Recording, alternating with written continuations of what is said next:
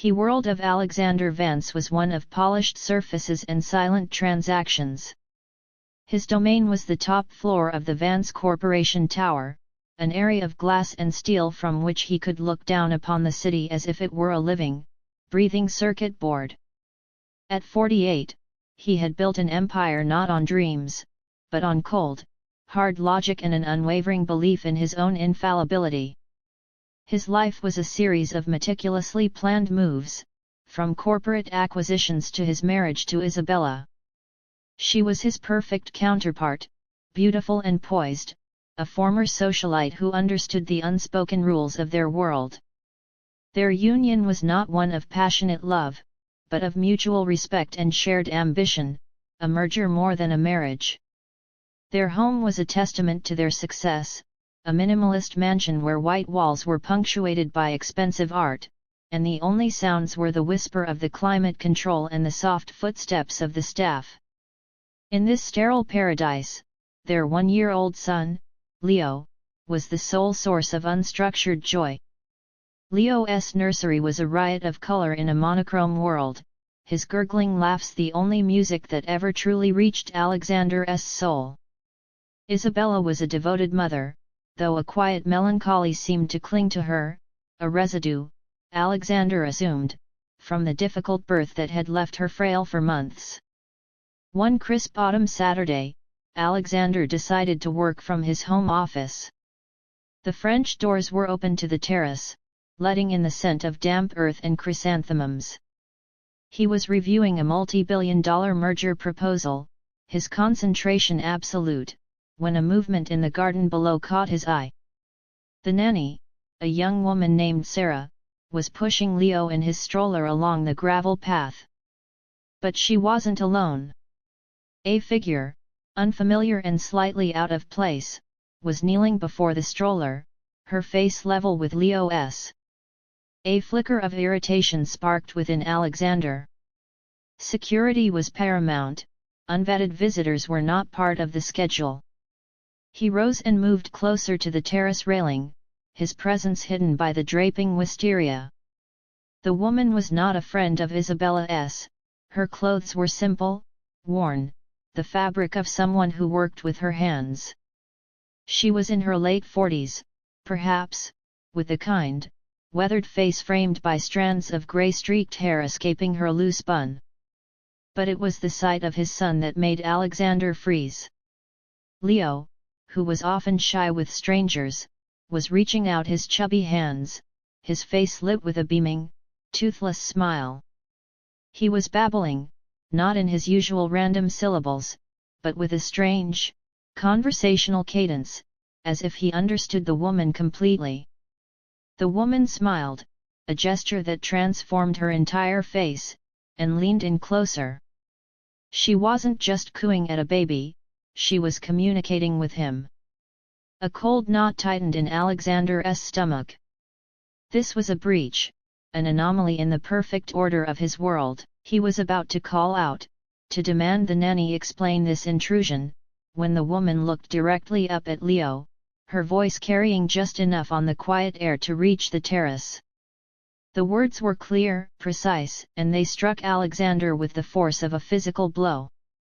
"You look just like her," the woman said, her tone a mixture of tenderness and sorrow. "I used to be your wife's nurse." Alexander's hand, which had been resting on the cold metal railing, went numb. The merger document, the stock prices, the corporate strategies, all of it evaporated from his mind. The garden, the city, the very sky seemed to tilt on its axis. The woman gave Leo one last, lingering look, then stood, nodded to the flustered-looking nanny, and walked briskly towards the side gate, disappearing as quietly as she had appeared. Alexander remained rooted to the spot, the words echoing in the sudden, deafening silence of his own mind. "I used to be your wife's nurse." Isabella's nurse. When why the questions began to swarm, dark and insistent, and for the first time in his adult life, Alexander Vance felt the terrifying, unfamiliar grip of a truth he did not know. The meticulously ordered house now felt like a stage set, every familiar object a potential prop in a play whose script he had never read. Alexander descended the stairs, his movements slow and deliberate, the echo of the woman's words a drumbeat in his skull. He found Isabella in the sunroom, arranging a vase of white roses. She looked ethereal, bathed in the afternoon light, a vision of tranquil domesticity. The question felt like a grenade in his mouth, threatening to shatter the perfect glass piece of their lives. "Isabella," he began, his voice unnaturally calm. "A woman was in the garden just now. With Leo." Isabella's hands stilled for a fraction of a second, a barely perceptible hitch in her rhythm. She did not look at him. "Oh, Sarah must have had a visitor. I'll speak to her about protocol." "She wasn't here for Sarah," Alexander pressed, watching her profile, searching for a crack in the serene mask. "She spoke to Leo. She said, she told him she used to be your nurse." The stem of a rose snapped in Isabella's hand. A single drop of blood welled on her finger, stark red against her pale skin. She finally turned to him, and in her eyes, he saw not confusion, but a flash of pure, unadulterated panic. It was gone in an instant, replaced by a fragile composure. "My nurse," she repeated, her voice a careful, neutral tone. "That's odd. I had a private nurse for a few weeks after Leo's birth, from the agency. Perhaps it was one of them feeling sentimental." "It's of no consequence, Alexander." But it was of consequence. Her reaction, the fleeting terror, the too quick dismissal, it was all wrong. The Isabella he knew would have been indignant, concerned about security, curious. She would not have dismissed a stranger making such a specific claim to their child as sentimentality. A chasm opened between them, wide and dark. He nodded slowly, pretending to accept her explanation, but the seed of doubt had been planted, and it was a voracious thing. He retreated to his study, the one place where he had always been able to impose order on chaos. He called his head of security, a man named David Croft, whose loyalty was as unquestionable as his efficiency. "I want you to find a woman," Alexander instructed, his voice low and steady. "She was in my garden today. Mid-40s to 50s, poor, kind-faced. Her name is unknown, but she was a private nurse for Isabella after Leo's birth.